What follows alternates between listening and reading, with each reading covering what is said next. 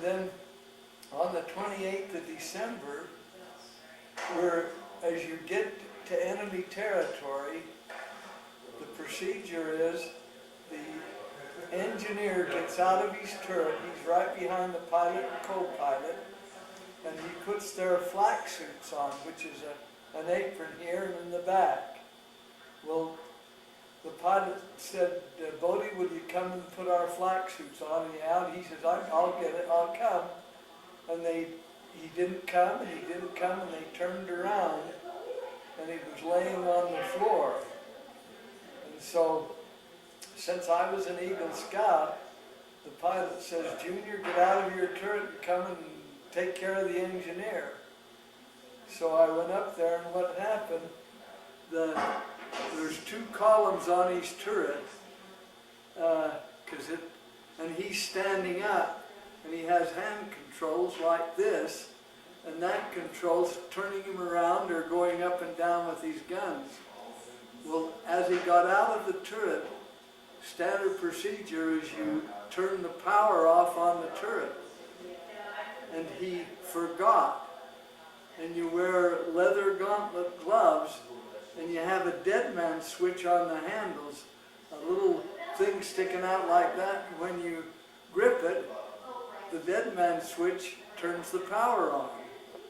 Well, as he went to get out of the turret without turning the main power off, his gauntlet glove hooked onto that, and that turned the turret, and it crushed him against the support of the turret and the side of the plane.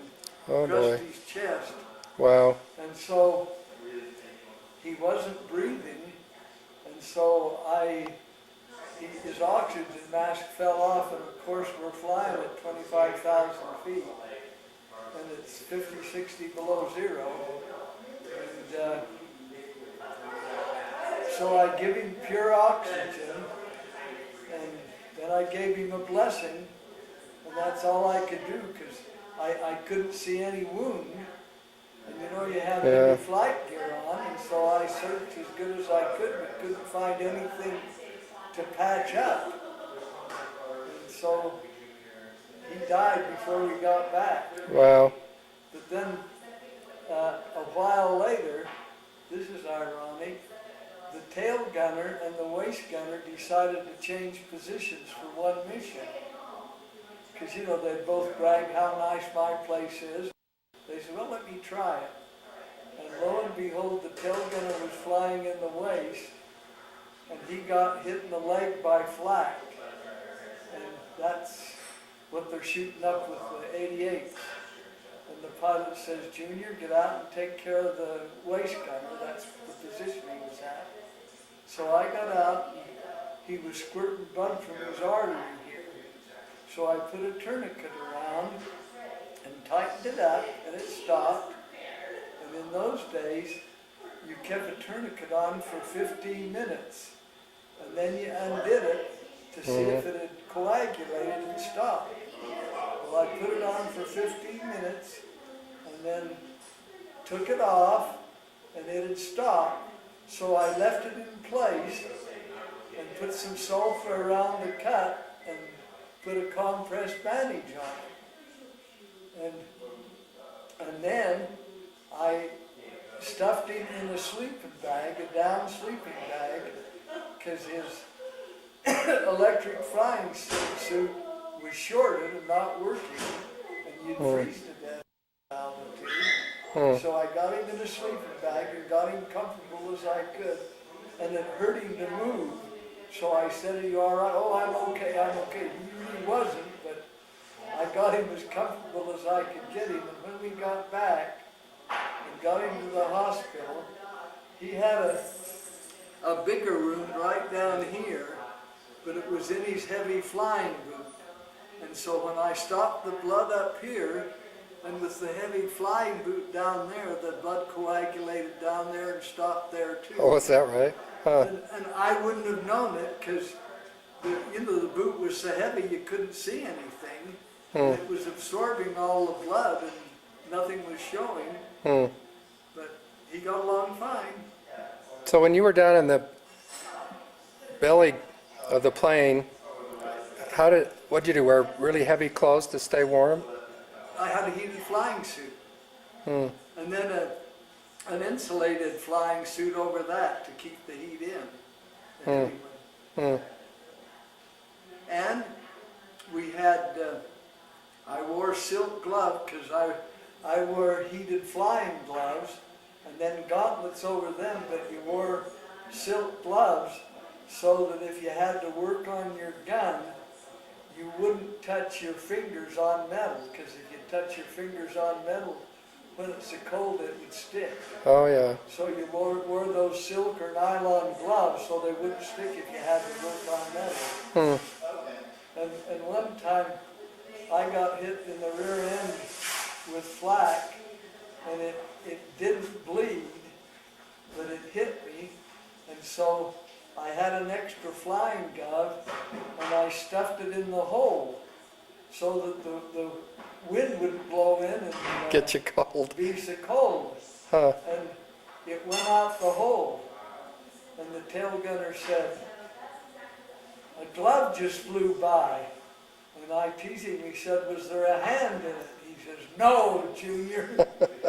Huh. And so I got another glove and filled it up so that I didn't get frostbite. Hmm. So could you rotate down there? I could rotate around and up and down, and the gun was fixed so that when I would fire through the propellers, there was a thing that synchronized so the bullets would go through and not cut the propellers off Really? of our own plane. Huh. So I didn't have to worry about, I could follow a plane and keep shooting, and I didn't have to worry about shooting propellers. Hmm. But then my job was to, when we had bombs away, the bombardier would say, "Junior, are all the bombs gone?" And I'd count them as good as I could, and I'd say, "Yes, I think so," if I thought I had a good count. Hmm. Then I could see how we hit because I was underneath. So you were always flying with other B-17s. Oh, we were flying There. in a group of 18 planes in four-stack formation, so that guns were displayed in all directions, so a fighter had a hard time getting into it. Hmm. Because it was a lot of firepower. If he come in at you, there would be 10 guns on him, no matter which direction he came. At least that, because you have 18 planes and there's gunners all directions and they're all looking, and so he has an awful lot of people shooting at him. So when the planes were hit and went down, was it usually from the ground? From flak or fighters. The fighters would come in, and I remember the first time a fighter come in at me, it happened just like I told you, that I thought I was right on him and I saw his wings on fire, and then I realized it was him shooting back at me. But I was close enough to him that he peeled off our tail and went and got on the tail of another plane and shot it down. Wow. They weren't on him, I guess. Wow. But I was on him enough that he pulled away. Hmm. And that's the name of the game, protect yourself. Huh. That's what you do. So you guys would all take off in a big squadron of B-17s, and some would come back and some wouldn't. I remember Bremen, a seacoast town, I remember they said, "We have 15,000 guns, 1,500 guns over the target, and there's 500 fighter planes coming up after us." And when we got over Bremen, the flak was so heavy that we couldn't even see the ground. It was so black underneath us. And they had slipped up. They were 500 feet underneath us. Somebody slipped up on fusing the flak. And they were 500 feet underneath us. Otherwise, they'd have blown us all up. Wow. But 500 feet too low, and Wow. we survived. Hmm. So you usually flew over Germany, but you also did missions over what, France and Italy? We didn't go to Italy.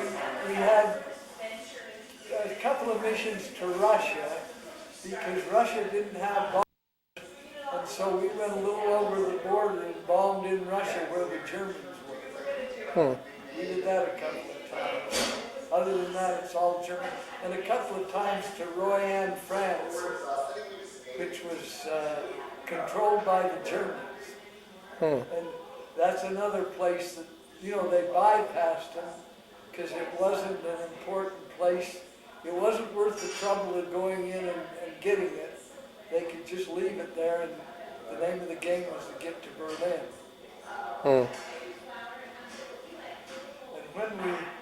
when they had the Battle of the Bulge, the 15th of December in '44, the Germans broke through the lines and got our troops bottled up in Bastogne, and the Germans dressed in American uniforms to infiltrate, and we got up every morning at 3 o'clock in the morning, got briefed for our mission, sat in the planes, and waited till the weather cleared over Europe, because we were going to bomb right next to our troops, so we had to see. And we were going to bomb at low altitude. Normally we bombed 5 miles up. But we were going to go down and bomb every crossroads to stop the Germans. Finally, the day before Christmas, we were briefed. We sat in our planes and they said, the weather's clear over Europe, take off. And we took off in a snowstorm in England, but it was clear over the target area. And we hit the target. And so the pilot said, you know, we'd waited for almost 2 weeks for this. The pilot says, Junior, will you say a word of prayer? Because we've saved our men. And I said, yes, so I did. And every mission after that, someone on the plane would say, Junior, will you say a prayer?